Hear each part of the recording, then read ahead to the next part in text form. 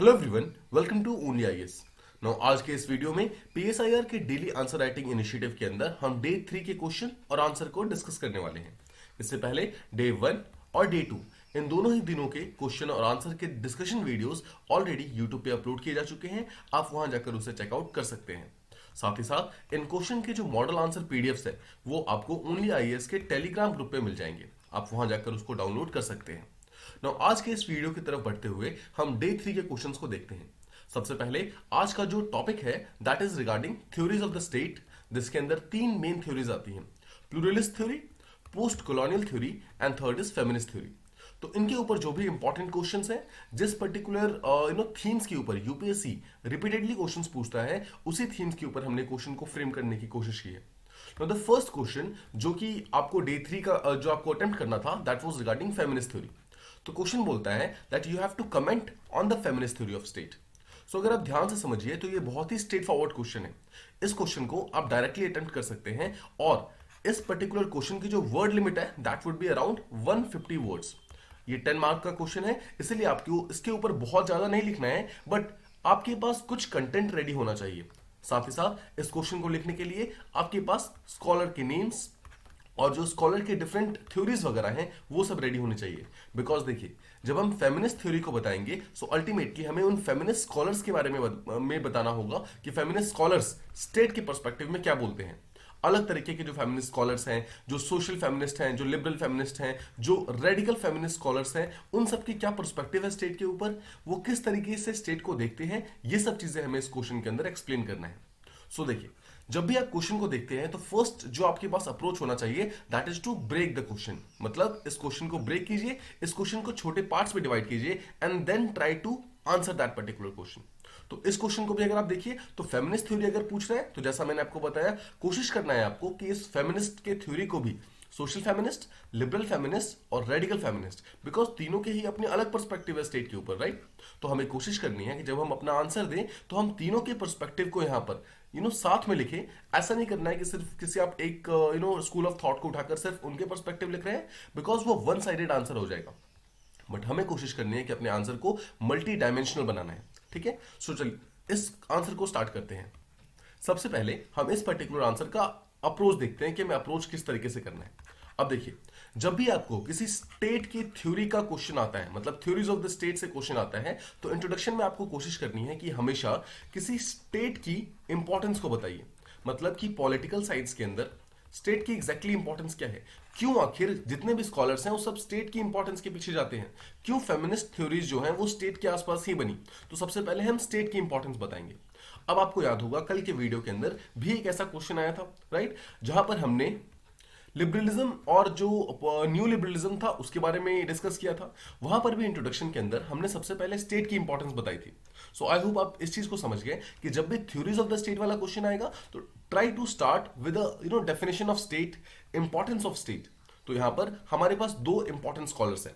सबसे पहले है गार्नर एंड सेकेंड है हमारे पास गेटल। ये मैंने आपको कल भी बताया था, राइट। ये सब जो इंपॉर्टेंट स्कॉलर्स हैं ये आपको हमेशा रेडी रखने हैं अपने पास, ताकि आप डायरेक्टली इनको इंट्रोडक्शन के अंदर, different parts of the body के अंदर आप इसको डायरेक्टली यूज कर सकें। अब देखिए, गार्नर का स्टेटमेंट ये है कि जो पॉलिटिकल साइंस है it begins and ends with state. मतलब गार्नर का स्टेटमेंट ये है कि जो पॉलिटिकल साइंस का जो फील्ड है उसमें स्टेट ही शुरुआत भी है और स्टेट ही एंड भी है, राइट। तो आप देख रहे हैं, इससे ये पता चलता है कि स्टेट की इंपॉर्टेंस पॉलिटिकल साइंस में कितनी ज्यादा है। सिमिलरली जो दूसरे स्कॉलर हैं उनका नाम है गेटल। गेटल बोलते हैं कि जो पॉलिटिकल साइंस है it is a science of state. मतलब कहते हैं कि पॉलिटिकल साइंस एक ऐसा साइंस है जिसका मेन जो पर्सपेक्टिव है, जिस चीज के ऊपर वो एक्चुअली स्टडी करता है दैट इज स्टेट। स्टेट के डिफरेंट रिलेशंस, स्टेट एक पर्टिकुलर डिसीजन क्यों ले रहा है, क्यों नहीं ले रहा है, एवरी सिंगल थिंग, इन सब चीजों को गेटल कहते हैं कि जो पॉलिटिकल साइंस है वो साइंस है स्टेट का। ठीक है, अब देखिए यहां तक तो हमने स्टेट की इंपॉर्टेंस को बता दिया, हमने डिफरेंट स्कॉलर्स को यूज करके स्टेट की इंपॉर्टेंस को बता दिया। बट अगर आप क्वेश्चन देखिए तो क्वेश्चन यहां पर फेमिनिस्ट थ्योरी के बारे में है। तो हमें अपने इंट्रोडक्शन के अंदर एटलीस्ट एक स्टेटमेंट या फिर एटलीस्ट एक स्कॉलर कुछ ऐसा बताना होगा जो कि फेमिनिस्ट थ्योरी से भी रिलेटेड हो, ताकि हम इस क्वेश्चन को डायरेक्टली इंट्रोडक्शन के अंदर ही स्टार्ट कर पाए। मतलब इस पर्टिकुलर क्वेश्चन का हम बैकग्राउंड दे पाए। तो यहां पर आप एक इंपॉर्टेंट स्कॉलर का नेम बता सकते हैं जो कि फेमिनिज्म से रिलेटेड है। उनका नाम है कैथरीन मैकाइनन। ठीक है, कैथरीन मैकाइलन। अब देखिए, कैथरीन मैकाइलन जो है वो फेमिनिज्म में radical feminist school of thought से आती है। उनका स्टेटमेंट ये है कि स्टेट के ऊपर फेमिनिस्ट की कोई थ्योरी ही नहीं है। कैथरीन मैकाइलन कह रही हैं कि feminism has no theory on the state. अब वो ऐसा क्यों कहती हैं? देखिए, इस चीज को हमें समझना बहुत इंपॉर्टेंट है कि कैथरीन मैकाइलन का ये स्टेटमेंट क्यों आता है। कैथरीन मैकाइलन ये बोलती हैं कि जो फेमिनिज्म है वो एक्चुअली एक पॉलिटिकल साइंस का फील्ड नहीं है। अब ध्यान से सोचो, फेमिनिस्ट किस चीज के बारे में बात करता है? फेमिनिस्ट बात करता है सोसाइटी के अंदर फेमिनिज्म की, यानी कि फीमेल्स की इंपॉर्टेंस को इंक्रीज करने के लिए। तो अगर आप ध्यान से सोचो तो कहीं ना कहीं आप ये मानोगे कि फेमिनिज्म जो है वो एक सोशल थ्योरी है, ठीक है, जो सोसाइटी के अंदर एक particular section of the society that is womens के अपलिफ्टमेंट के बारे में बात करता है। तो फेमिनिस्ट एक्चुअली पॉलिटिकल साइंस का फील्ड है ही नहीं, और पॉलिटिकल साइंस का जो मेन कंसेप्ट है वो है स्टेट। तो अगर कोई एक particular school of thought political science से रिलेटेड ही नहीं है तो उसकी स्टेट की थ्योरी कैसे हो सकती है ना? तो यही चीज कैथरीन मैकाइलन कहती है कि अगर हमारा फेमिनिज्म पॉलिटिकल साइंस से रिलेटेड ही नहीं है, वो तो एक्चुअली अपने आप में एक सोशल थ्योरी है, तो हम स्टेट के ऊपर अपनी थ्योरी कैसे दे सकते हैं, राइट? ये स्टेटमेंट है यहाँ पर कैथरीन मैकाइलन का। तो इस पर्टिकुलर चीज को आप इंट्रोडक्शन के अंदर मेंशन कर सकते हैं कि कैथरीन मैकाइलन जो कि एक बहुत ही इंपॉर्टेंट फेमिनिस्ट स्कॉलर है, उनका ये स्टेटमेंट है, इसलिए फेमिनिज्म की कोई भी स्टेट की थ्योरी नहीं है। आई hope this much is clear. तो यहां पर हमने अपना इंट्रोडक्शन रेडी किया, जिस इंट्रोडक्शन के अंदर सबसे पहले हमने स्टेट की इंपॉर्टेंस बताई, और साथ ही साथ हमने स्टेट के दो स्कॉलर्स को बताया, जो गार्डनर एंड गेटल हैं, और साथ ही हमने फेमिनिज्म के साथ इस इंट्रोडक्शन को कनेक्ट करने के लिए कैथरीन मैकाइलन का एग्जांपल दे दिया, और कैथरीन मैकाइलन का जो कोट है कि there is no feminist theory of the state, इसको भी हमने यहां पर ऐड कर दिया। I hope this much is clear. अब हम चलते हैं आगे, दैट इज इस पर्टिकुलर आंसर के बॉडी पार्ट की तरफ। अब देखो, सबसे पहले फिर से क्वेश्चन को समझिए। क्वेश्चन बोलता है discuss the feminist theory of state. Feminist theory of state, तो हमने इंट्रोडक्शन के अंदर स्टेट की इंपॉर्टेंस तो बता दी, बट जब आपका बॉडी पार्ट आएगा तो आपको डायरेक्टली यहां पर जो मेन कंटेंट है उसके ऊपर जंप करना होगा, because this question is 10 marker, 10 mark का क्वेश्चन है। तो हमारे पास बहुत ज्यादा लिबर्टी नहीं है कि हम इस क्वेश्चन के आसपास की चीजें लिख सकें, तो हमें जो डायरेक्टली जो इंपॉर्टेंट चीजें हैं उसको ही मेंशन करना पड़ेगा, राइट? तो यहां पर हमें बताना है, देखिए, कि जब हम फेमिनिस्ट की थ्योरी को स्टेट के अंदर अप्लाई करने की कोशिश करते हैं तो हमारे पास दो मेन एस्पेक्ट्स मिलते हैं, ठीक है? पहली चीज, फेमिनिस्ट की थ्योरी जब स्टेट के बारे में बात करती है तो वो होल स्टेट के बारे में बात नहीं करती है, वो बात करती है कि किस तरीके से state is an instrument of power.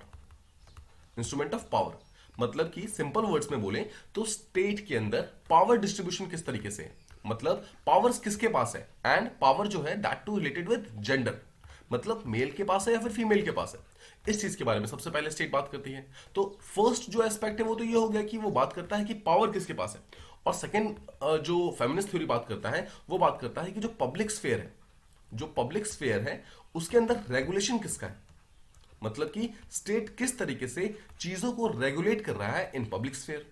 Now आपको अगर याद होगा तो डे 1 के वीडियो में हमने एक कंसेप्ट दिखा था कि व्हाट इज पॉलिटिकल। पॉलिटिकल क्या होता है? पॉलिटिकल का मीनिंग होता है something that is public, right? तो ये वही वाला पब्लिक है। नाउ पब्लिक का मीनिंग क्या है? पब्लिक को हमने एक नेगेटिव कॉनोटेशन के साथ समझा था, that public is something that is not private. कोई ऐसी चीज जो कि प्राइवेट ना हो वो पब्लिक है। नाउ प्राइवेट क्या थी? प्राइवेट का मतलब था कोई भी ऐसी चीज जिसके ऊपर एक इंडिविजुअल का ओनरशिप होता है, मतलब कोई भी इंडिविजुअल अगर किसी चीज के ऊपर ओनरशिप क्लेम कर सके तो वो चीज प्राइवेट है, और एवरी सिंगल थिंग जिसके ऊपर इंडिविजुअल कोई ओनरशिप क्लेम नहीं कर सके वो सब कुछ पब्लिक है। तो आप यहां देखो, पब्लिक स्फीयर का मतलब है वो सारी चीजें जो कि प्राइवेट के बाहर आती हैं, ठीक है? मतलब वो चीजें जो कि हम प्राइवेट एक स्फीयर के अंदर बंद नहीं कर सकते उन सबको पब्लिक स्फीयर कहते हैं। तो जो फेमिनिस्ट थ्योरी का सेकंड एस्पेक्ट है वो ये बोलता है कि जो पब्लिक स्फीयर है, मतलब वो जो कि सबके लिए कॉमन है, वहां पर जो जेंडर बेस्ड डिफरेंशिएशन है वो क्यों है। आई होप आप समझ रहे हैं कि जो फेमिनिस्ट थ्योरी है वो ये बोलते हैं कि जो फीमेल्स है वो जब पब्लिक स्फीयर में जाती है, मतलब पब्लिक स्फीयर एक ऐसी चीज है जो कि सबके लिए कॉमन है, बिकॉज वो प्राइवेट के अंदर तो आता नहीं है। तो अगर वो प्राइवेट के अंदर नहीं आ रहा है तो ये चीज सबके लिए कॉमन होनी चाहिए, मेल हो, फीमेल हो, या फिर कोई भी जेंडर हो, राइट? तो यहां पर फीमेल का जो मतलब स्फीयर है, जो फीमेल की इंपॉर्टेंस है, वो पब्लिक स्फीयर में इतनी कम क्यों है? और इस चीज को इंक्रीज करने के लिए स्टेट क्या कर रहा है, मतलब स्टेट किस तरीके से यहां पर चीजों को रेगुलेट कर रहा है पब्लिक स्फीयर के अंदर, इस चीज के बारे में फेमिनिस्ट बात करते हैं। तो आई होप आपको सबसे पहले तो ये दोनों एस्पेक्ट्स क्लियर है कि एग्जैक्टली फेमिनिस्ट जो है, फेमिनिस्ट स्कॉलर्स जो हैं, वो किस दो एस्पेक्ट के बारे में बात करते हैं, राइट? अब देखिए, अब हम बारी बारी से इन दोनों एस्पेक्ट को समझने की कोशिश करते हैं। तो सबसे पहले हम समझेंगे जो पहला एस्पेक्ट है, that is state as an instrument of power. ठीक है, मतलब सीधे शब्दों में समझे कि जो पावर है, जो पावर स्ट्रक्चर जो सोसाइटी के अंदर मेंटेन होता है, उसके अंदर स्टेट का क्या रोल है और किस तरीके से ये जो पावर स्ट्रक्चर है उसके अंदर फीमेल्स को सप्रेस किया गया है over the years. So feminist का इसके ऊपर क्या कहना है? अब देखो, जब भी आप किसी भी पर्टिकुलर पॉइंट को प्रूव करने जाते हैं, specially theories of the state के पार्ट में, थ्योरीज ऑफ द स्टेट के पार्ट में, तो you have to always take the help of examples. ठीक है, और एग्जांपल्स से ज्यादा बेटर होगा कि if you can take the help of name of the scholars. ठीक है, तो आपको स्कॉलर्स के नेम को रिपीटेडली यहां पर कोट करना है, बिकॉज तभी आप प्रूव कर पाएंगे कि ये फेमिनिस्ट की थ्योरी, मतलब जो ये फेमिनिस्ट की थ्योरी है वो पावर से रिलेटेड क्या क्या चीजें हैं। ठीक है, तो अभी आप देखोगे कि जो जो चीजें हम डिस्कस करेंगे, हम कोशिश करेंगे कि हर एक एस्पेक्ट के अंदर हम एटलीस्ट एक स्कॉलर को यहां पर कोट करें। ठीक है, अब देखिए, सबसे पहले अगर हम पावर की बात करें, पावर ऑफ स्टेट की बात करें, तो पावर क्या है? पावर एक्चुअली एक ऐसी एबिलिटी होती है जिस एबिलिटी के तहत आप किसी दूसरे पर्सन से कोई ऐसा काम करवा सकते हैं जो कि आप चाहते हैं। ठीक है, it is the ability to influence someone else to do something that you want to do. ठीक है, मतलब कोई काम जो आपको करना है वो आप किसी और से अगर करवा सकें, that thing is called as power. No, power हर टाइप की हो सकती है। It can be soft power, it can be hard power, it can be diplomatic power, it can be hegemonic power. बहुत सारे डिफरेंट टाइप की powers हैं। इसको हम पावर के टॉपिक के अंदर समझने की कोशिश करेंगे। यहां पर देखिए, यहां बोला जाता है कि जो स्टेट की पावर है वो किस तरीके से डिवाइडेड है हमारे सोसाइटी के अंदर। क्या वो मेल फीमेल के बीच में डिवाइडेड है या वो रिच पुअर के बीच में डिवाइडेड है, किस तरीके से डिवाइडेड है? तो जो फेमिनिस्ट थ्योरी है वो ये बोलती है कि जो स्टेट की पावर है वो कहीं ना कहीं पैट्रियार्कल नेचर को शो करता है, patriarchal nature of the society को शो करता है। इसका मतलब क्या है? पैट्रियार्की का मतलब होता है something that is related to male domination. ठीक है, मतलब जब मेल डोमिनेंट है एक सोसाइटी के अंदर, उसे एक पैट्रियार्की कहते हैं। तो यहां पर कहा जा रहा है कि जो स्टेट की पावर है वहां पर पैट्रियार्कियल नेचर शो होता है, ऐसा जो जितने भी फेमिनिस्ट स्कॉलर्स हैं उनका कहना है। ठीक है, अब देखिए, उनका कहना यह है कि जब भी हम स्टेट के ऊपर देखते हैं, जब भी हम स्टेट के रूल्स को देखते हैं, स्टेट के लॉज को देखते हैं, तो हमें यह चीज पता चलती है कि जितने भी रूल्स हैं, लॉज हैं, all the rules and laws have been made by male. Male के द्वारा बनाए गए हैं, मेल के बेनिफिट के लिए बनाए गए हैं। ठीक है, और फीमेल्स को कहीं ना कहीं सप्रेस करने के लिए बनाए गए हैं। ठीक है, अब देखिए, अब यहां पर हम सबसे पहले एक स्कॉलर को कोट करने की कोशिश करेंगे। देखो, यहां पर वही स्कॉलर आप कोट कर सकते हैं जिनका नेम है कैथरीन मकाइनेन। ठीक, अब देखिए, कैथरीन मकाइनेन बोलती हैं कि जब भी मैं स्टेट की तरफ देखती हूं, मतलब when I look at the state it appears male to me. मतलब जब मैं स्टेट की तरफ देखती हूं तो मुझे वो न्यूट्रल नहीं दिखता है। मतलब मुझे देखो, न्यूट्रल का सीधा सा मतलब क्या है? न्यूट्रल स्टेट कब होता? न्यूट्रल स्टेट का सीधा सा मीनिंग होता कि जितने भी लॉज हैं, रूल्स हैं, रेगुलेशंस हैं, ये सब मेल प्लस फीमेल दोनों के लिए बनते हैं। बट ऐसा नहीं होता। तो कैथरीन मकाइनेन का बोलना यह है कि जब भी मैं स्टेट की तरफ देखती हूं तो वो मुझे हमेशा मेल दिखता है, बिकॉज जितने भी रूल्स बनते हैं वो सब कुछ मेल के बेनिफिट के लिए बनते हैं, जितने भी रेगुलेशंस बनते हैं वो सब मेल के बेनिफिट के लिए बनते हैं। सो जब भी मैं स्टेट की तरफ देखती हूं तो हमेशा मुझे मेल दिखाई देता है। ठीक है, ऐसा कहना है कैथरीन मकाइनेन का। तो आई होप आप फर्स्ट पॉइंट समझ गए कि स्टेट का पावर किस तरीके से डिवाइडेड है। कुछ इस तरीके से कि पैट्रियार्कल नेचर जो है वो बहुत ज्यादा शो होता है, मतलब majority of the laws rules ये सब मेल के द्वारा बनाए गए हैं और मेल के बेनिफिट के लिए बनाए गए हैं, ऐसा फेमिनिस्ट स्कॉलर्स का कहना है। सेकंड, फिर से अगर हम कैथरीन मकाइनेन की ही बात करें तो कैथरीन मकाइनेन एक चीज और बोलती है कि अगर आप पावर शेयरिंग की बात करो, ठीक है, power sharing in the society, मतलब पावर कितना शेयर हो रहा है, तो यहां पर वुमेन्स को कुछ पावर दी तो गई है। मतलब ऐसा नहीं कि वुमेन्स के पास बिल्कुल पावर नहीं है, बट इक्वल अपॉर्चुनिटी नहीं है, इक्वल स्टेटस नहीं है। ठीक है, मतलब कि जितनी पावर मेल के पास है उतनी पावर फीमेल के पास नहीं है, मतलब ये इक्वल नहीं है। आई होप आप इस चीज को समझ रहे हैं। अब इस चीज को प्रूव करने के लिए कैथरीन मकाइनेन ने कुछ एग्जांपल्स दिए। ठीक है, अब देखो, जो अमेरिकन सोसाइटी है, अमेरिकन सोसाइटी उस टाइम में जब मतलब कैथरीन मकाइनेन का टाइम था, उस टाइम उन्होंने जो अमेरिकन सोसाइटी थी उसको उन्होंने वो किया, स्टडी किया, और स्टडी करने के बाद इस चीज के ऊपर आए, उनका रिजल्ट ये था कि majority of the laws, rules, regulations जो हम लगातार डिस्कस कर रहे हैं वो सब मेल के बेनिफिट के लिए है। पावर शेयरिंग की अगर आप बात करो, power sharing, majority of the power they are actually hold by male. ठीक है, फीमेल के पास जो पावर है बहुत कम है, मेल के पास जो पावर है बहुत ज्यादा है। तो उन्होंने बकायदा इस चीज का प्रूफ दिया है, अमेरिकन सोसाइटी को लेकर के एग्जांपल लेकर के उन्होंने बताया है कि ये सब चीजें शो करती हैं कि जितने भी पावर हैं वो सब मेल डोमिनेटेड सोसाइटी के अंदर हैं, फीमेल्स के पास ज्यादा पावर नहीं है। तो आई होप आप इस चीज को समझ गए। अब देखिए, इसी चीज को आगे बढ़ाते हुए कुछ और भी यहां पर डिफरेंट काइंड ऑफ स्कॉलर्स आते हैं। देखो, जो जिनके बारे में भी हम बात कर रहे थे, कैथरीन मकाइनन, इनको जैसा मैंने आपको स्टार्टिंग में बताया, इनको रेडिकल फेमिनिस्ट कहा जाता है बिकॉज इन्होंने बहुत ही रेडिकली, बहुत ही स्ट्रांगली इन्होंने फेमिनिज्म को एडवोकेट किया। इनका स्टेटमेंट ये था कि हर चीज के अंदर एक इक्वल पावर शेयरिंग होनी चाहिए। अब देखो, एक तो हो गया रेडिकल फेमिनिस्ट, अब हम बात करते हैं सोशल फेमिनिस्ट के बारे में। सोशल फेमिनिस्ट का क्या स्टेटमेंट है? देखो, सबसे पहले तो सोशल फेमिनिस्ट है तो आप ये चीज समझ गए कि सोशल फेमिनिस्ट जो है वो फेमिनिज्म को सोशल पर्सपेक्टिव में चेक करेंगे ना। सोशल पर्सपेक्टिव में जब इन्होंने देखा तो उन्होंने ये बोला कि जो स्टेट है, स्टेट जो है सोसाइटी के अंदर काम तो करता है, लेकिन मेजॉरिटी ऑफ द काम जो है वो मेल के द्वारा किए जाते हैं या फिर मेल के लिए किए जाते हैं। ना ये बोलता है कि जो स्टेट है वो एक ऐसा मैकेनिज्म है, मैकेनिज्म, ठीक है, जिसके कारण मेल जो है वो सोसाइटी के अंदर अपनी कंट्रोल रख पाते हैं। आई होप आप इसी को समझ रहे हैं। This is very important. Now जो सोशल फेमिनिस्ट है उनका स्टेटमेंट ये है कि स्टेट एक मैकेनिज्म है, मतलब स्टेट कोई रेगुलेटर नहीं है, स्टेट किसी चीज को रोक या फिर एबिलिटी नहीं प्रोवाइड कर रहा है, बट स्टेट जो है एक मैकेनिज्म है। ये मैकेनिज्म किसने बनाया है? मेल्स ने बनाया है। और इस मैकेनिज्म का मेन एम क्या है कि सोसाइटी के ऊपर मेल्स का कंट्रोल बना रहे, ठीक है, ऐसा सोशल फेमिनिस्ट का कहना है। साथ ही साथ वो ये भी कहती हैं कि जो स्टेट के फोर्सेस हैं, ठीक है, स्टेट के फोर्सेस वो हमेशा हेल्प करते हैं पैट्रियार्कल फोर्सेस के, ठीक है, पैट्रियार्कल फोर्सेस के, राइट। अगर मैं आपको छोटा सा एग्जांपल दूं तो आपको ये चीज समझ आएगी। नाउ देखो, इन्होंने भी यही, सोशल फेमिनिस्ट ने भी जो एग्जांपल्स दिए थे वो ये थे कि देखो, जब भी आप एक रेप केस की बात करते हो, if a woman she says कि she is a victim of rape, ठीक है, तो देखो किसी भी पर्सन को, किसी भी मेल को अरेस्ट करने से पहले या फिर किसी भी मेल के अगेंस्ट चार्जशीट फाइल करने से पहले आप जानते हैं कि जो जो विक्टिम होती हैं, जो फीमेल होती हैं, उनको एक बार फिर से हर चीज से फिर से एक बार गुजरना पड़ता है। They have to give proper proofs, ठीक है, उनके मेडिकल एग्जामिनेशंस होते हैं, they have to go through the same trauma again and again, ठीक है। और अगर वो प्रूव नहीं कर पाए तो मेल को इस चीज से वो आसानी से बच जाते हैं। तो आई होप आप इस पर्टिकुलर एग्जांपल से ये चीज समझ पा रहे होंगे कि जो ये लॉज वगैरह मतलब बनाए गए हैं वो कुछ इस तरीके से बनाए गए हैं, मतलब फेमिनिस्ट के द्वारा, मतलब फेमिनिस्ट के पर्सपेक्टिव से ये लॉज हैं वो कुछ इस तरीके से बनाए गए हैं कि इससे मेल बहुत आसानी से बच सकता है, बट फीमेल को अपनी बात को प्रूव करने के लिए बहुत ज्यादा संघर्ष करना पड़ता है, काफी ज्यादा टाइम लगता है, and it takes a lot of efforts and times. तो देखिए, यहां पर हम दो पर्सपेक्टिव समझ गए। पहला हम पर्सपेक्टिव समझे जो रेडिकल फेमिनिस्ट के द्वारा उन्होंने क्या बोला, फिर हमने देखा कि सोशल फेमिनिस्ट क्या बोलते हैं। अब हम थर्ड टाइप के फेमिनिस्ट को समझते हैं कि लिबरल फेमिनिस्ट आखिर इसके बारे में क्या बोलते हैं।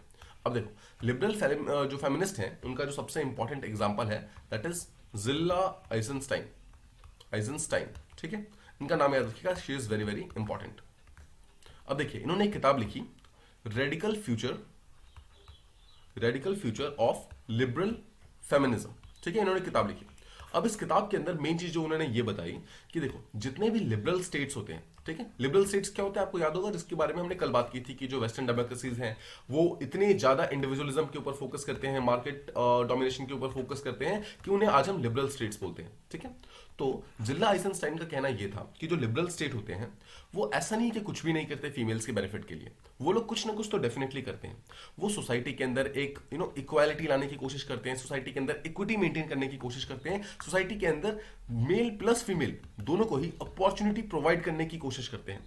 बट अगर आप ध्यान से देखिए, वो लोग कोशिश तो करते हैं, बट कितनी अपॉर्चुनिटी एक्चुअली फीमेल्स तक पहुंचती है? मतलब अपॉर्चुनिटी प्रोवाइड तो की जाती है, बट किस हद तक, किस एक्सटेंट तक ये पावर्स या फिर ये जो पावर शेयरिंग है ये फीमेल्स तक पहुंचती है?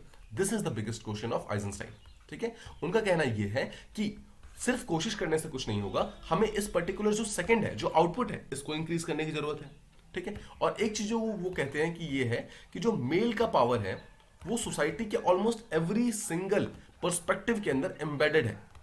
मतलब कि अगर आप किसी भी पर्सपेक्टिव में जाओ तो भले ही फीमेल्स पावर में क्यों ना हो, बट उसको भी कंट्रोल करने वाला कोई ना कोई मेल ही होता है। ये सब लिबरल फेमिनिस्ट का कहना है। अगर आपको यहां पर एक एग्जांपल चाहिए तो आप अभी के टाइम का इंडिया का एग्जांपल ले सकते हैं। देखो, इंडिया के अंदर आप जानते हैं कि जो हमारे पंचायती राज इंस्टीट्यूशन है उसके अंदर 33% of the seats are reserve for womens, ठीक है।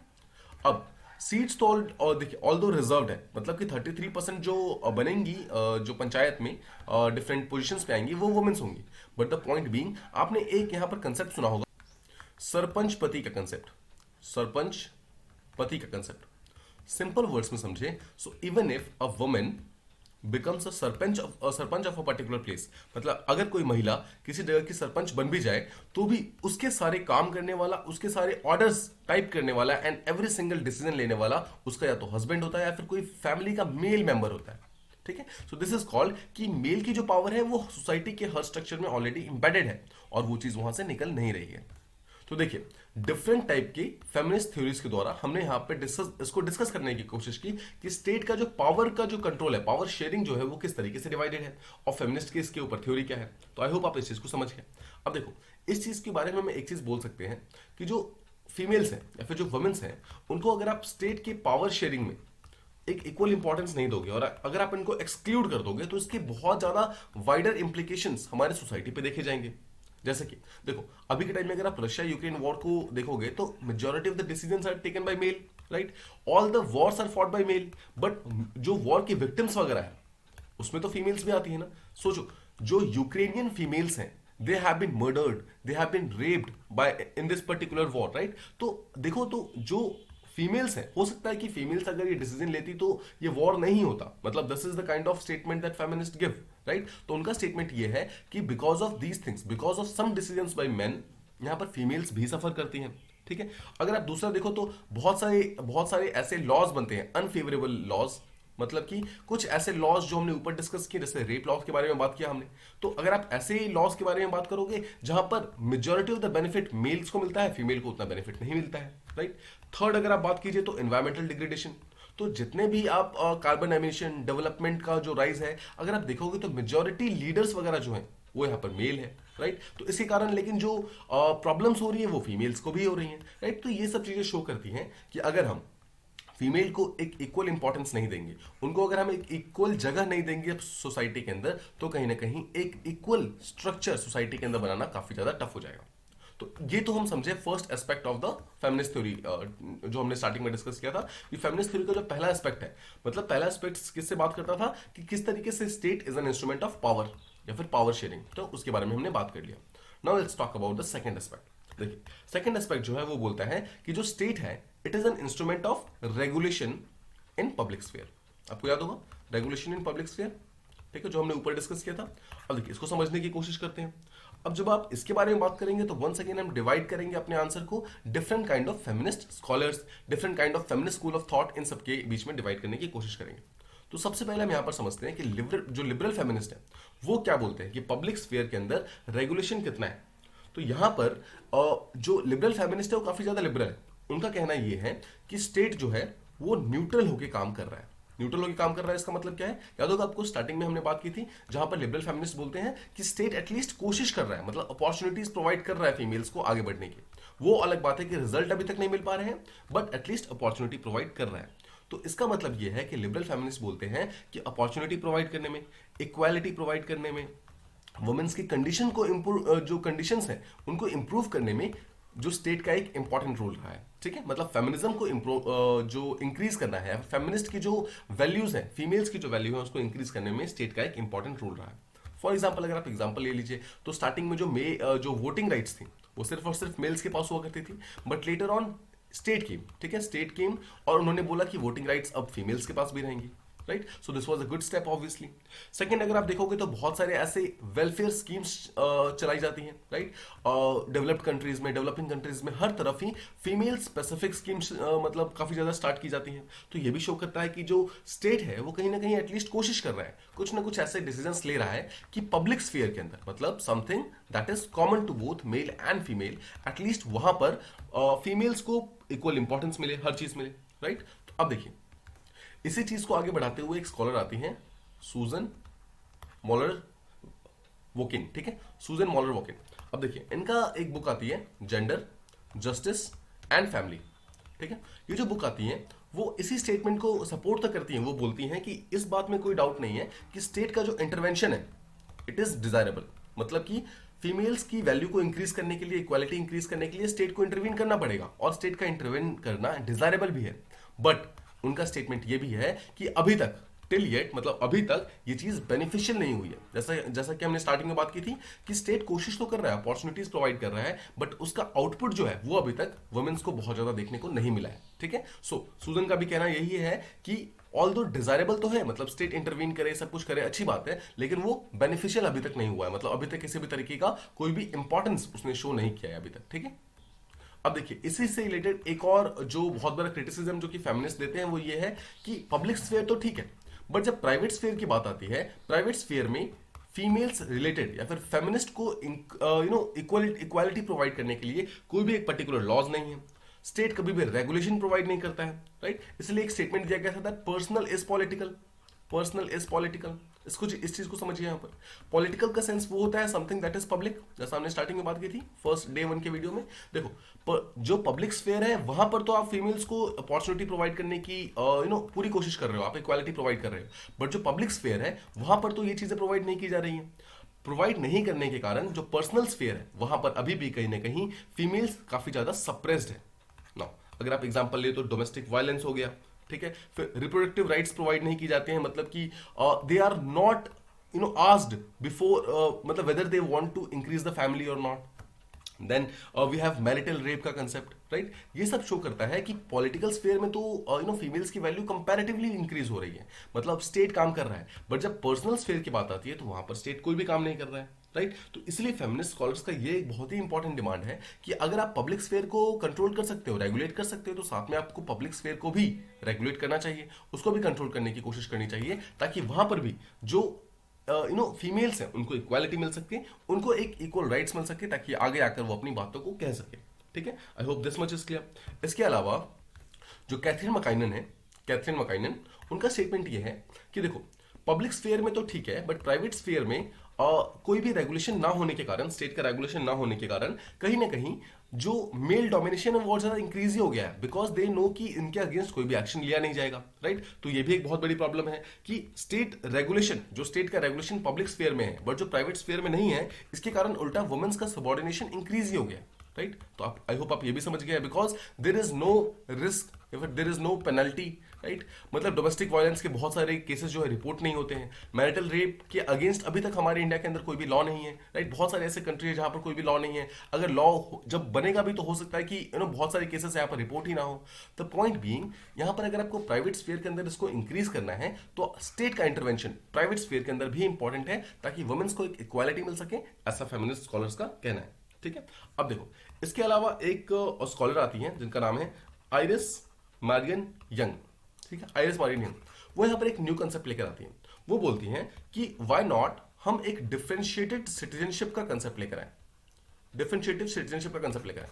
इसलिए कहने का मतलब ये है कि देखो अभी तक तो जो कंसेप्ट है वो है यूनिवर्सल सिटीजनशिप का, है ना, यूनिवर्सल सिटीजनशिप है, जिसका मानना यह है कि पूरी वर्ल्ड एक फैमिली है या फिर एक पूरा नेशन एक फैमिली है, तो सबको एक सिंगल सिटीजनशिप जो है आप उसको प्रोवाइड कर दो।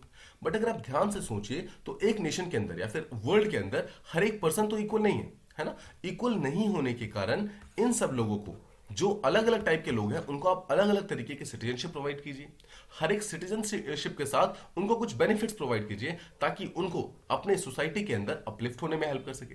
तो इसलिए जो आइरिस मारियन यंग है वो ये बात करती है, अगर वुमेन्स को एक इक्वल राइट नहीं मिल पा रहा है पब्लिक या फिर प्राइवेट स्फेयर में, तो क्यों ना उन्हें एक डिफरेंशिएटिव जो सिटीजनशिप का कंसेप्ट है वो उनके लिए भी लाया जाए, उन्हें भी एक अलग सिटीजनशिप प्रोवाइड किया जाए। साथ ही साथ उनके अपलिफ्टमेंट के लिए स्टेट जो है कुछ अफर्मेटिव एक्शंस ले, राइट। अफर्मेटिव एक्शन का मतलब होता है कुछ पॉजिटिव एक्शंस। पॉजिटिव एक्शंस का सीधा सा मतलब है जैसे कि इंडिया के अंदर एक रिजर्वेशन सिस्टम है, दैट इज अफर्मेटिव एक्शन, मतलब डिसएडवांटेज सेक्शन को अपलिफ्ट करने के लिए हमने कोई एक इंपॉर्टेंट डिसीजन लिया है।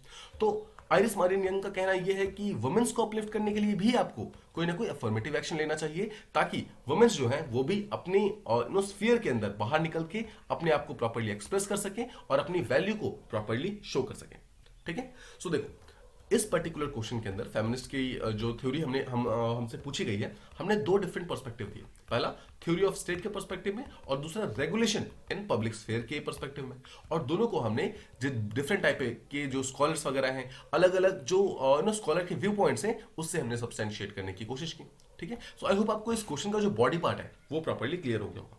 अब देखिए कंक्लूजन में आपको क्या लिखना है। जब भी आप इस टाइप के क्वेश्चंस लिख रहे हो तो आपको एक चीज का ध्यान रखना है। देखो आपको याद होगा कैथरीन मकाइनन ने स्टार्टिंग में क्या कहा था, that there is no feminist theory of state. But पिछली कुछ टाइम में, पिछले कुछ स्लाइड्स में हमने जो डिफरेंट थ्योरीज वगैरह को डिस्कस किया, वो सब थ्योरी ऑफ स्टेट ही तो थी। और theory of state feminist scholars ने ही दी थी। तो हम ऐसा नहीं कह सकते कि फेमिनिस्ट का जो थ्योरी है वो बिकॉज एक सोशल एक सोशल फील्ड से आता है इसलिए उसके अंदर कोई भी फेमिनिस्ट थ्योरी ऑफ स्टेट नहीं हो सकती, ऐसा हम नहीं कह सकते। बिकॉज बहुत सारे ऐसे फेमिनिस्ट स्कॉलर्स हैं जिन्होंने अपनी थ्योरी ऑफ स्टेट दे रखी है। अगर दे रखी है तो हमें एक चीज को ये समझना होगा कि जो भी हमारा स्टेट का पर्सपेक्टिव है, जो स्टेट का पर्सपेक्टिव हमारी लिबरल थ्योरी, जो मार्क्सिस्ट थ्योरी है, जो हमारी पोस्ट मॉडर्निस्ट थ्योरी है, इन सब से मिलता है, उसके अंदर कुछ ना कुछ चीजें ऐड ही होती है। जब फेमिनिस्ट थ्योरी भी इसके अंदर ऐड होता है, कुछ न्यू आइडियाज मिलते हैं हमें स्टेट के लिए, राइट। कुछ हमें न्यू यहाँ पर कंसेप्ट्स मिलते हैं जो कि हम स्टेट के रोल के अंदर ऐड कर सकते हैं। The point being, feminist theory ने एक बहुत इंपॉर्टेंट रोल प्ले किया है स्टेट की इंपॉर्टेंस को इंक्रीज करने में, स्टेट की जो वीकनेसेस हैं उसको इंक्रीज करने में, और स्टेट को एक गाइडलाइंस प्रोवाइड करने में कि एज टू और क्या क्या उन्हें करने की जरूरत है ताकि सोसाइटी जो है वो इक्वल बन सके। ठीक है, आई होप आपका ये पर्टिकुलर आंसर प्रॉपर्ली क्लियर है, आपको ये चीजें प्रॉपर्ली समझ आ गई है एज टू किस तरीके से इस आंसर को हम अप्रोच कर सकते थे, किस पार्ट में हम क्या आंसर लिख सकते थे, किस पार्ट में हम क्या क्या पॉइंट्स लिख सकते थे, और साथ ही साथ कौन कौन से स्कॉलर को हम कहां पर मेंटेन कर सकते थे, कहां पर उनको मेंशन कर सकते थे। आई hope this much is clear. चलिए अब हम बात करते हैं क्वेश्चन 2 ऑफ डे 3 के बारे में। सबसे पहले वंस अगेन हम क्वेश्चन को पढ़ेंगे, क्वेश्चन को ब्रेक करने की कोशिश करेंगे, and after that we will try to answer this question. तो सबसे पहले देखो, क्वेश्चन ये है कि there exist a structural mismatch between the political and social evolution in post colonial societies, analyse this with respect to post colonial theory of state. तो सबसे पहले तो हम कीवर्ड को समझते हैं। तो एक चीज जो आप समझ गए वो है कि क्वेश्चन पोस्ट कॉलोनियलिज्म की तरफ जाता है। ठीक है, तो सबसे पहले हम इस चीज को हाईलाइट रखेंगे अपना, हमें ध्यान होना चाहिए कि एग्जैक्टली हमें क्वेश्चन किस पर्सपेक्टिव में लिखना है। ठीक है, सेकंड चीज ये बोलता है कि जितनी भी पोस्ट कॉलोनियलिज्म की जितनी भी स्टेट है उसके अंदर जो सोसाइटी है, उस सोसाइटी के अंदर एक मिसमैच है। मिसमैच किस चीज के बीच में? मिसमैच है उनके पॉलिटिकल और सोशल एवोल्यूशन के बीच में। मतलब जो उनकी सोसाइटी इवॉल्व हुई है और जिस तरीके से उनका पॉलिटिकल सिस्टम इवॉल्व हुआ है उसके बीच में एक मिसमैच है। इसी चीज को हमें एनालाइज करना है, हमें देखना है कि क्या ये चीज सच है, क्या सच में ये मिसमैच है। अगर मिसमैच है तो हमें उनके प्रूफ्स देने हैं, अगर ये मिसमैच नहीं है तो हमें बताना है कि ये मिसमैच नहीं है, राइट। इसका मतलब होता है एनालाइज करना। तो आई होप आप इस क्वेश्चन को प्रॉपर्ली समझ गए। फिर से एक बार मैं समझाता हूं। क्वेश्चन का मतलब ये है कि जो एक पोस्ट कॉलोनियल स्टेट है, पोस्ट कॉलोनियल स्टेट के अंदर जो पोस्ट कॉलोनियल सोसाइटीज होती हैं, उस सोसाइटी के अंदर एक मिसमैच है। मिसमैच है बिटवीन पॉलिटिकल एवोल्यूशन और सोशल एवोल्यूशन के बीच में। मतलब जिस तरीके से सोसाइटी डेवलप हुई है और जिस तरीके से पॉलिटिकल सिस्टम डेवलप हुआ है वहां का, दोनों के बीच में एक मिसमैच है। इसी चीज को हमें यहां पर प्रूव करना है या फिर सिंपल वर्ड्स में एनालाइज करना है। चलिए सबसे पहले हम इस क्वेश्चन का अप्रोच समझने की कोशिश करते हैं। वंस अगेन इस क्वेश्चन को स्टार्ट करने के लिए सबसे पहले हम इंट्रोडक्शन की तरफ जाएंगे। अब देखो, जब आप इंट्रोडक्शन लिखोगे इस पर्टिकुलर क्वेश्चन का तो आप किस तरीके से जाना चाहेंगे। इस क्वेश्चन का जो मेन थीम है वो क्या है? It is regarding post colonialism. तो इंट्रोडक्शन के अंदर सबसे पहले आपको ये एक्सप्लेन करना होगा कि पोस्ट कॉलोनियल स्टेट होता क्या है, मतलब exactly what is a post colonial state, right. अब देखिए पोस्ट कॉलोनियल स्टेट क्या है। सबसे पहले पोस्ट कॉलोनियल से पहले आप समझिए कि कॉलोनी स्टेट क्या थी, कॉलोनियल स्टेट क्या थी। देखो कॉलोनियल स्टेट का सीधा सा मतलब है कोई भी ऐसी कंट्री, कोई भी ऐसा नेशन जो कि एक कॉलोनी रह चुका है। कॉलोनी किसकी रह चुका है? किसी भी बिगर पावर की, बिगर पावर की जो भी कॉलोनी रह चुके हैं उन्हें कहते हैं colonial state. For example India जो था वो पहले एक कॉलोनियल स्टेट था यूके का, राइट। ब्रिटेन ने हम पे ऑलमोस्ट 200 ईयर्स तक राज किया था, right. So technically India was a colony of UK, ठीक है। साथ ही साथ Africa was also a colony of UK, US was also a colony of UK. The point being, ठीक है, सो UK was colonial master and जो बाकी जितने भी कंट्रीज जो कि उनकी कॉलोनीज थी उन्हें हम कहते हैं कि दे वर कॉलोनीज, ठीक है। इसे कहते हैं कॉलोनियल स्टेट।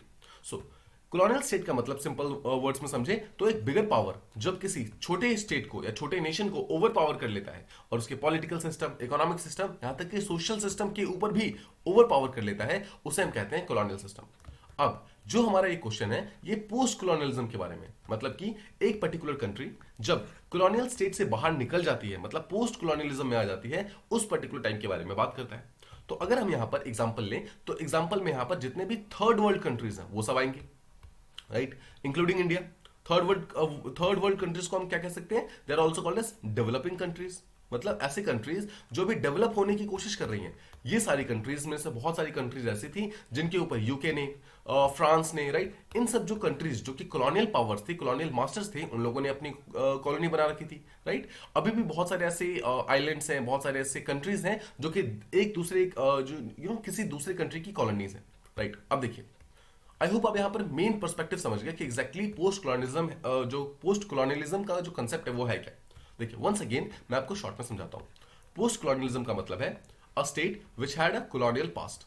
सबसे पहली चीज मतलब जिसका पास्ट जो था वो उसके अंदर वो एक कॉलोनी था। सेकंड चीज, ऑल्दो वो कॉलोनियलिज्म से बाहर तो आ गया है but it is still suffering from colonial legacy.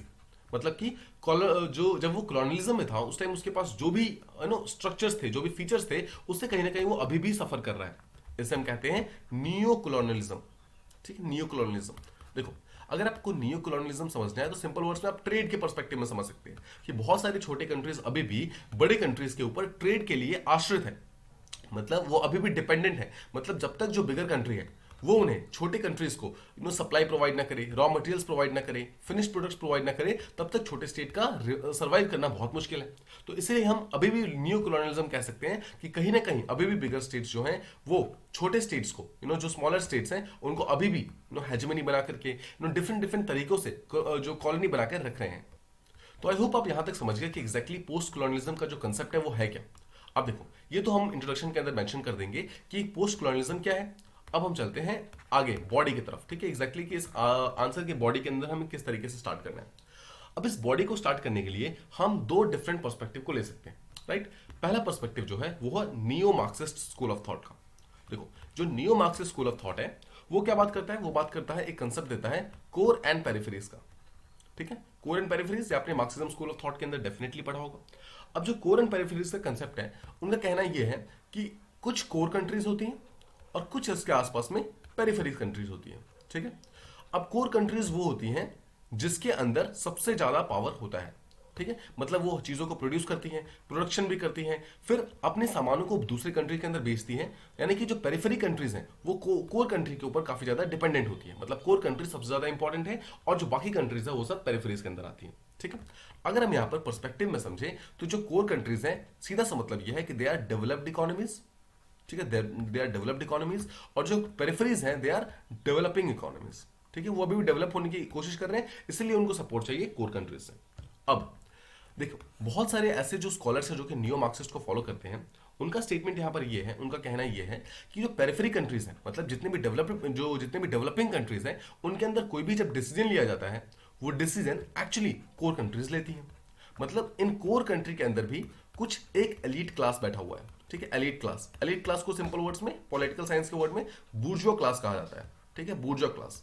सो जो बूर्जुआ क्लास है वो एक्चुअली सारे के सारे डिसीजंस लेती है कि इन पर्टिकुलर कंट्रीज के अंदर क्या होगा, क्या सप्लाई किया जाएगा, क्या इन्हें डिसीजंस लेने हैं, किस कंट्री के साथ रिलेशन रखने हैं, किसके साथ नहीं रखने हैं। So all the decisions of these developing economies they are actually taken by the core countries. और इन कोर कंट्री के अंदर भी कुछ ऐसे एलीट क्लास हैं जो कि ये सारे के सारे डिसीजंस लेते हैं। तो एक तो हो गया neo Marxist school of thought. Second जो हम समझ सकते हैं सेम कंसेप्ट को, वो समझ सकते हैं स्ट्रक्चरलिस्ट स्कूल ऑफ थॉट से। ठीक है, अब देखो जो स्ट्रक्चरलिस्ट स्कूल ऑफ थॉट है उसके अंदर एक बहुत ही इंपॉर्टेंट स्कॉलर आते हैं जिनका नाम है हमजा अलवी।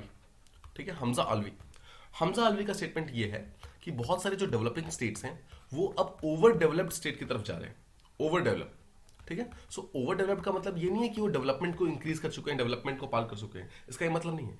इसका सीधा सा मतलब ये है कि अब उनके अंदर एक मिसमैच आना स्टार्ट हो गया। मिसमैच किसके बीच में? सोशल एवोल्यूशन के बीच में और पॉलिटिकल एवोल्यूशन के बीच में।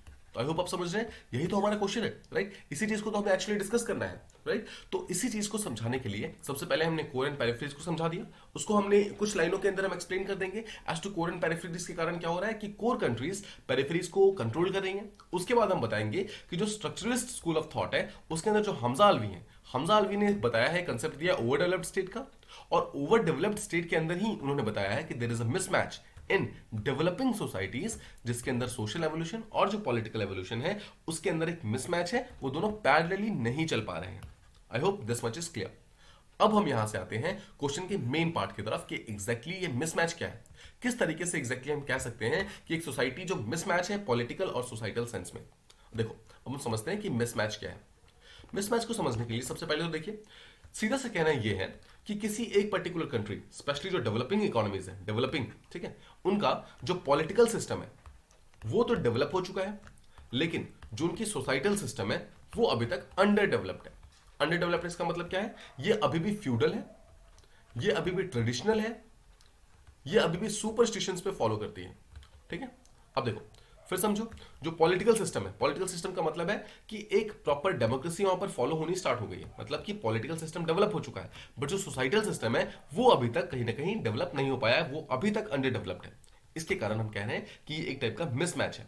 अब देखिए, जो पॉलिटिकल सिस्टम है जब वो ग्रो करेगा तो क्या ये जरूरी है कि सोसाइटल सिस्टम भी ग्रो करेगा? नो, ऐसा नहीं है। बिकॉज देखो, यही तो ये स्ट्रक्चरल मिसमैच कहीं ना कहीं बता रहा है कि जो पॉलिटिकल सिस्टम था वो तो ग्रो हो गया, बट सोसाइटल सिस्टम यहाँ पर ग्रो ही नहीं हो पाया, right? This is the biggest source of mismatch actually political science के अंदर, राइट? और डेवलपिंग इकोनॉमीज के अंदर बहुत सारी कंट्रीज ऐसी हैं जहां पर देखा गया है कि पॉलिटिकली वो काफी आगे निकल चुकी हैं, लेकिन सोसाइटी के परस्पेक्टिव में वो काफी ज्यादा नीचे है अभी भी। सोसाइटी के टर्म्स में अभी भी पॉवर्टी बहुत ज्यादा है, माल न्यूट्रिशन बहुत ज्यादा है, हंगर बहुत ज्यादा है। इसके कारण जो प्रॉब्लम्स है, सोसाइटल प्रॉब्लम्स है, वो अभी तक सॉल्व नहीं हो पा रही। ठीक है, so this is the mismatch actually जिसके बारे में हमजा अलवी बात कर रहे थे। यही बता रहे थे कि जो डेवलपिंग इकोनॉमीज है वो एक ओवर डेवलप्ड स्टेट की तरफ जा रही है, मतलब वो डेवलप नहीं बन पा रही है, वो ओवर डेवलप हो जा रही है। और ओवर डेवलप होने का सीधा सा सेंस ये है कि उनका जो पॉलिटिकल सिस्टम है और जो सोसाइटी का सिस्टम है वो दोनों मैच नहीं हो पा रहा है। ठीक है, ये तो हमने समझा डेवलपिंग इकोनॉमीज के बारे में कि एग्जैक्टली मिसमैच कैसे हो रहा है। अब हम समझते हैं कि एक आइडियल कंडीशन क्या होगा। देखो, आइडियल कंडीशन को समझना है तो आप डेवलप्ड इकोनॉमीज की तरफ जाइए। डेवलप्ड इकोनॉमीज में अगर आप देखोगे, सिंपल वर्ड्स में समझे तो वेस्टर्न कंट्रीज जो है, वेस्टर्न नेशंस जो है, वहां पर एक कैपिटलिस्ट सिस्टम आता है, राइट? कैपिटलिस्ट जो सिस्टम था वो एक टाइप का इकोनॉमिक सिस्टम था। देखो, जब कैपिटलिस्ट सिस्टम आया तो कैपिटलिस्ट सिस्टम सिर्फ उनके पॉलिटिकल सेंस में नहीं आया, बट साथ ही साथ उनके सोसाइटल सेंस में भी आया। मतलब हर एक पर्सन जो है, अगर आप वहां के देखोगे तो सोसाइटी के अंदर बहुत सारे लोग ऐसे हैं जो कि बिजनेसमैन हैं, who work for profit, right? तो उनकी सोसाइटी जो है इसी तरीके से आगे बढ़ी है। साथ ही साथ जो उनके पॉलिटिक्स में जो पावर में रहते हैं वो भी कहीं ना कहीं एक बूर्जो क्लास से ही रिलेटेड होते हैं। अगर आप यूएसए की बात करो तो यूएसए में जो पिछले प्रेसिडेंट थे, he was Donald Trump was actually a businessman, right? तो ये शो करता है कि सब कैपिटलिस्ट जो सोसाइटी है उसके अंदर जो पॉलिटिकल सिस्टम है और जो सोसाइटल सिस्टम है वो दोनों पैरेलली ग्रो कर रहे हैं, मतलब वो दोनों पैरेलली ग्रो कर रहे हैं। और पैरेलली ग्रो करने का सीधा सा मतलब ये है कि जब कैपिटलिस्ट सिस्टम आया तो ओवर द इयर्स ऑटोमेटिकली उनके यहाँ पर जो पॉलिटिक्स है वो भी कैपिटलिस्ट के द्वारा ही डिसाइड किया जाने लगा, और धीरे धीरे जो सोसाइटल जो चीजें हैं, जो चेंजेस आने लगी, वो भी कैपिटलिस्ट के पर्सपेक्टिव में ही आने लगी। बिकॉज कैपिटलिस्ट जो स्कूल ऑफ थॉट था, they started dominating the entire ideological stance of that particular era. I hope this much is clear कि एग्जैक्टली किस तरीके से डेवलप्ड इकोनॉमीज में जो पॉलिटिकल स्ट्रक्चर है और सोसाइटल स्ट्रक्चर है वो दोनों पैरेलली ग्रो कर रहे थे। बट जो थर्ड वर्ल्ड कंट्रीज हैं, जैसा हमने स्टार्टिंग में बात की, वहां पर ये पैरेलली ग्रो हो नहीं पा रहा है। अब देखिए, जो भी थर्ड वर्ल्ड कंट्रीज है या फिर जो डेवलपिंग इकोनॉमीज है, अगर हम इसको सीधे शब्दों में समझे तो देखो, जैसे इंडिया है, तो अगर इंडिया की आप बात करो या फिर किसी भी थर्ड वर्ल्ड कंट्री की बात करो तो यहां पर एक्चुअली स्टेट का जो कंसेप्ट है वो अपने आप नहीं आया था। स्टेट का कंसेप्ट इंडिया में एक्चुअली स्टार्टिंग में नहीं था। स्टेट में तो मोनार्की थी ना, मोनार्की थी, मतलब बहुत सारे ऐसे राजा महाराजा लोग यहाँ पर हुआ करते थे। But then came British East India company, then came British crown. British crown ने इतना ज्यादा हमें सप्रेस कर दिया कि हमने यहाँ पर एक रिवोल्ट किया, ठीक है, हमारा एक प्रॉपर रेवोल्यूशन हुआ, फ्रीडम स्ट्रगल हुआ। फ्रीडम स्ट्रगल के एंड में वी गॉट अ चांस, जो कि चांस एक्चुअली किसने प्रोवाइड किया था हमें? यूके ने, यानी कि जो हमारी कॉलोनियल मास्टर ने, जिसने हमें कॉलोनी बना रखा था, उसने ही हमें एक चांस दिया, काइंड ऑफ हम पे इंपोज कर दिया कि now we have to form a state. हमें एक गवर्नमेंट बनानी पड़ेगी, उस गवर्नमेंट को रेगुलेट करने के लिए हमें एक कॉन्स्टिट्यूशन बनाना पड़ेगा, राइट? तो अगर आप ध्यान से सोचो तो इंडिया का ये नेचुरल चॉइस नहीं था, इंडिया के ऊपर ये चीज इंपोज की गई थी, राइट? सिमिलरली जितने भी थर्ड वर्ल्ड कंट्रीज हैं, जितने भी डेवलपिंग इकोनॉमीज हैं, उनमें जो स्टेट का कंसेप्ट है वो नेचुरल नहीं है, राइट? उनमें स्टेट नेचुरली नहीं आया है, रादर उसमें जो स्टेट है वो इंपोज किया गया है। इंपोज किसके द्वारा किया गया है? द बिगर जो कंट्री थी, जो कंट्री भी कॉलोनी बना रही थी, उन कंट्रीज ने काइंड ऑफ इंपोज किया है, ठीक है? तो अगर आप ध्यान से सोचिए तो जितने भी डेवलपिंग इकोनॉमीज हैं, उन डेवलपिंग इकोनॉमीज में जो स्टेट है वो एक सिंगल क्लास की इंस्ट्रूमेंट नहीं हो सकती। मार्क्स ने क्या बोला था? मार्क्स ने बोला था कि वेस्टर्न सोसाइटी के अंदर जो बुर्जुआ क्लास है, बुर्जुआ क्लास स्टेट को पूरी तरीके से रेगुलेट करती है। बट क्या आप समझ सकते हैं कि डेवलपिंग इकोनॉमीज के अंदर ऐसा हो ही नहीं सकता? बिकॉज यहां पर तो स्टेट हमने बनाया ही नहीं है, स्टेट तो हमारे ऊपर इंपोज किया गया है। बट यहां पर जो स्टेट है वो बुर्जुआ क्लास ने ही बनाया था, अपने बेनिफिट के लिए बनाया था, अपने सारे के सारे जो एम्स एंड एम्बिशंस थे उसको पूरा करने के लिए बनाया था। बट डेवलपिंग इकोनॉमीज में ऐसा कुछ नहीं हुआ था, हमारे ऊपर तो स्टेट इंपोज किया गया था। तो हमारे में रिच प्लस पुअर, दोनों को ही स्टेट का पर्सपेक्टिव बहुत ज्यादा पता नहीं था, राइट। सो देखो, अभी के टाइम से अगर आप रिलेट करोगे तो ऑब्वियसली अभी आप इंडियन पॉलिटिकल सिस्टम में या फिर किसी भी कंट्री के पॉलिटिकल सिस्टम में देखोगे कि मनी का इन्फ्लुएंस, इकोनॉमिक पावर का इन्फ्लुएंस काफी ज्यादा इंक्रीज हो रहा है। बट आज से अगर आप 40-50 साल पीछे जाएंगे, जिस टाइम एक्चुअली हमारे ऊपर स्टेट इंपोज किया गया था, राइट फ्रॉम 1947 से अराउंड 1980s तक का ले लीजिए, आपको वहां पर मनी की जो इन्फ्लुएंस है कंपैरेटिवली काफी कम लगेगी।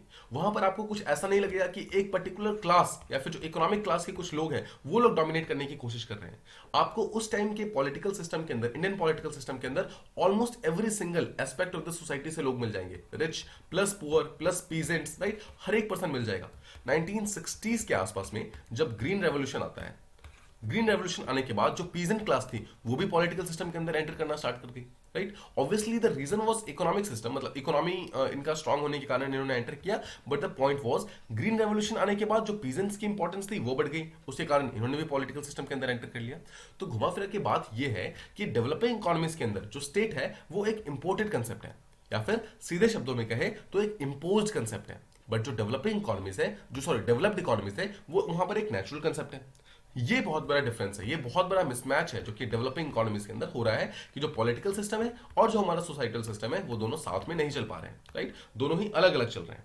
अब देखिए, एक चीज और समझना है कि जो भी यहां पर डेवलप्ड इकोनॉमीज होती हैं वहां पर जब भी कोई चेंजेस इकोनॉमिक सिस्टम के अंदर आएगा तो ऑटोमेटिकली चेंजेस आएंगे पॉलिटिकल सिस्टम के अंदर भी, ठीक है, तो इस चीज को ध्यान रखो।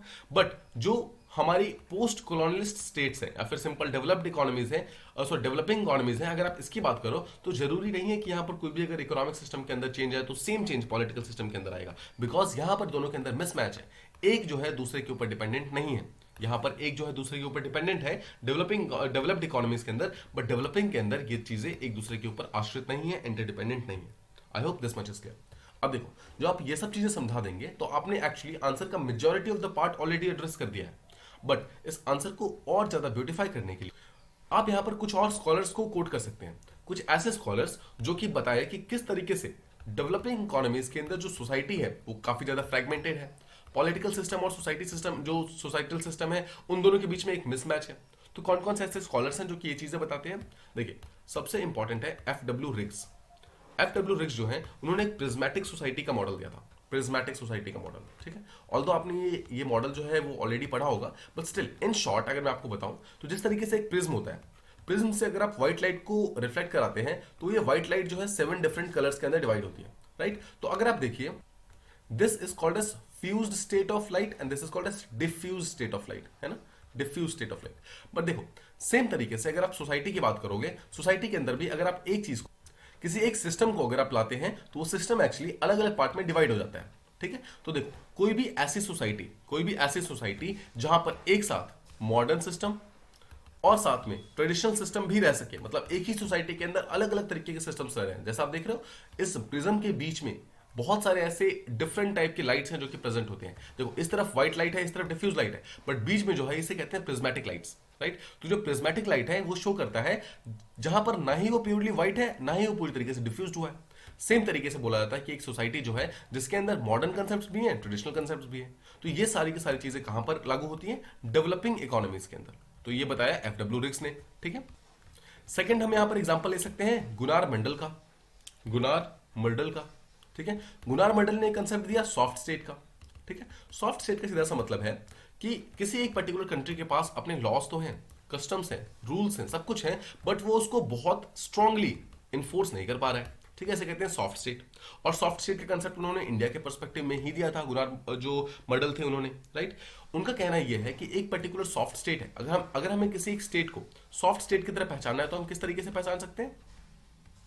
सबसे पहले तो देखिए, वहां पर सोशल इनडिसिप्लिन होगा, ठीक है, मतलब सोसाइटी के अंदर ऑल द लॉज होंगे बट उस लॉज को प्रॉपर्ली फॉलो नहीं किया जाएगा।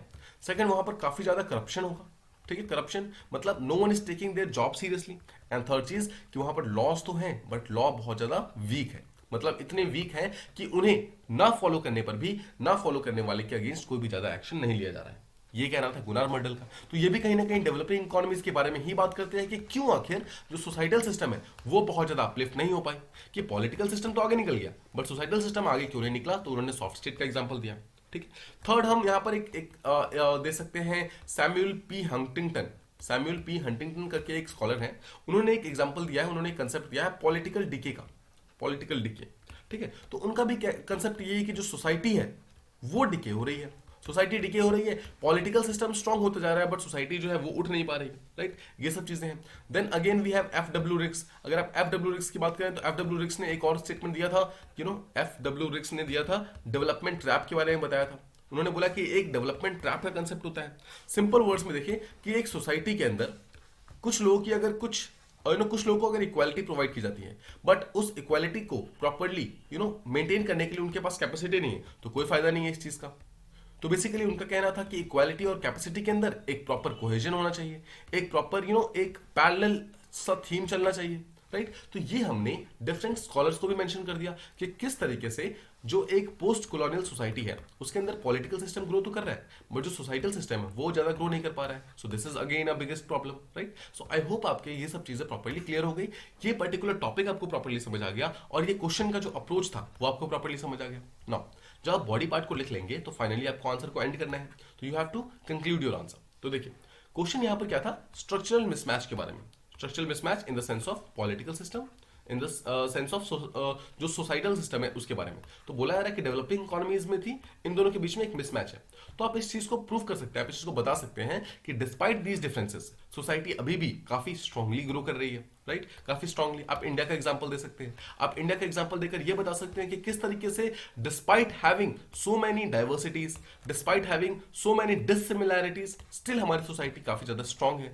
हमारी सोसाइटी के अंदर टॉलरेंस जो है काफी ज्यादा अच्छे से है, हमारे में सेक्युलरिज्म, मल्टीकल्चरलिज्म, ये सब का चीजें काफी स्ट्रांग है। तो ये शो करता है कि ऑल तो सोसाइटी हमारी उतनी डेवलप नहीं हुई है जितनी हमारी पॉलिटिक्स डेवलप हो गई है, but still society is on the path, मतलब हम अभी ऑन द पाथ चल रहे हैं of becoming a strong and developed society also, right. And with time, मतलब जैसे जैसे टाइम आगे आएगा वैसे वैसे हमारी पॉलिटिकल सिस्टम तो स्ट्रांग हो रही है, साथ में सोसाइटी सिस्टम भी और ज्यादा स्ट्रांग हो जाएगी, एंड कंपैरेटिवली इस डेवलपमेंट ट्रैप से या फिर आप समझो दिस प्रिज्मेटिक सोसाइटी से हम ऑटोमेटिकली बाहर निकल जाएंगे, राइट। तो इन सब स्टेटमेंट के साथ आप अपने आंसर को एंड कर सकते हैं।